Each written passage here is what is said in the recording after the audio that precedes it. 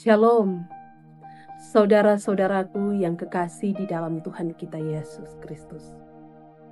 Kitab Kisah Para Rasul pasal 10, ayat 34 hingga ayatnya yang ke-43, merupakan khotbah Rasul Petrus di rumah Kornelius, seorang perwira Romawi yang saleh. Bagian ini merupakan titik balik penting dalam sejarah gereja mula-mula, karena menandai masuknya bangsa-bangsa non-Yahudi ke dalam persekutuan orang percaya. Petrus sebagai rasul yang telah menerima karunia Roh Kudus mampu mewartakan Injil keselamatan bagi semua bangsa, Yahudi maupun Yunani, kelompok yang bersunat maupun yang tidak bersunat, karena adanya Roh Kudus.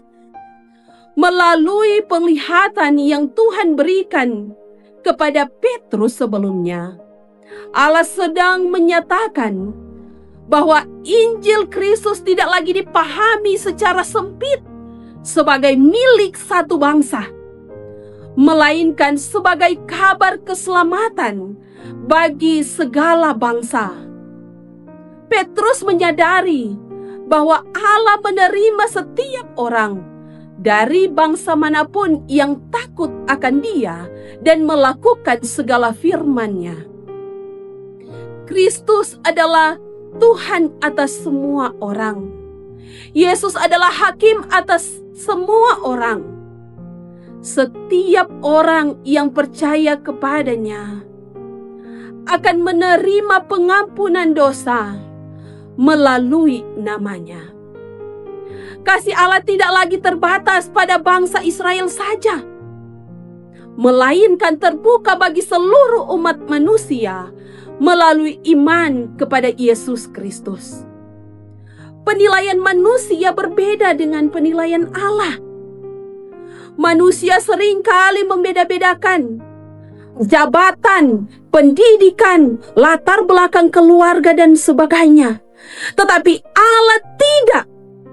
Allah tidak membedakan manusia menurut suku, menurut status sosial, dan sebagainya. Ia mengasihi setiap orang dan memberikan keselamatan kepada semuanya. Keselamatan adalah anugerah yang diberikan oleh Allah melalui peristiwa kematian dan kebangkitan Yesus Kristus. Ia memanggil setiap orang untuk hidup berbahagia bersamanya di dalam kerajaan sorga. Untuk itulah Allah mengutus Yesus untuk datang di dunia, untuk menyelamatkan manusia dari kuasa dosa. Oleh karena itu, tetaplah menjadi saksi-saksi yang memberitakan tentang perbuatan Yesus Kristus yang dahsyat di tengah-tengah dunia ini. Dan sebagai orang yang percaya, kita tidak perlu malu dan ragu untuk tetap menyampaikan bahwa Yesus Kristus telah mati dan bangkit untuk menyelamatkan kita umat manusia dari dosa. Saudara-saudaraku yang dikasihi dan diberkati oleh Tuhan, tetaplah percaya kepada Tuhan. Jangan kita pernah melupakan Tuhan.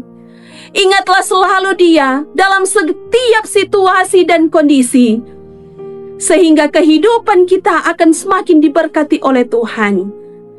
Kiranya firman Tuhan ini bisa menjadi berkat bagi kehidupan kita ketika kita menjalani kehidupan di tengah-tengah dunia ini dengan penuh tantangan pergumulan yang ada.